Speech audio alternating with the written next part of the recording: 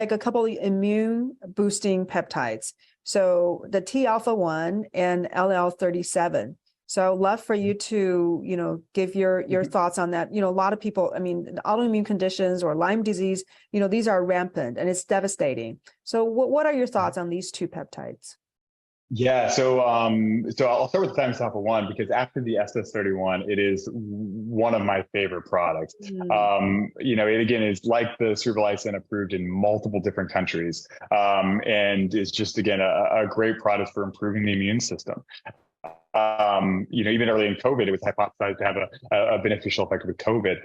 It was actually even nominated for FDA approval here in the United States to be given as an adjuvant to vaccines to make them work better, as well as to be used with certain types of cancers to help the immune system fight your own cancer. And so the thymus alpha one as an immune stimulant is a product I certainly like. Again, it's a natural product as well. One of my other anecdotes that I always like to mention about that is that thymus alpha 1 is upregulated significantly during pregnancy as a way to sort of help the body's immune system function for essentially two people. And so that's actually one of the biggest times we see massive increases of its own production naturally. So I'm a huge fan of the thymus alpha 1. I think it's very hard to dose it incorrectly or too often or for conditions. Almost any condition, it has a sort of an immune normalizing effect. So I'm a very, very big fan. Well, my question is, if you're coming down with a cold, if you ever come down with a cold, will you grab a T alpha 1 right away?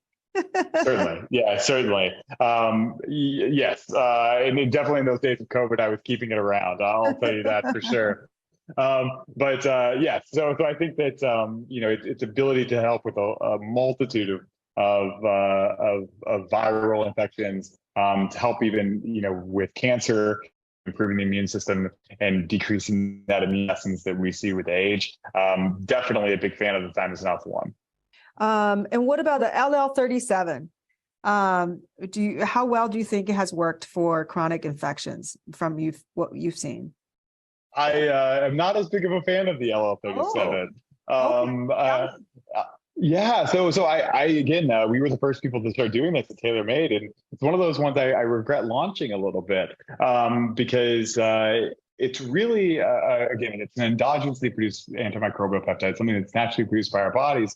But the problem, I think, is dosing it systemically, because the LL37 can activate 7 different types of receptors, all with different mechanisms of action.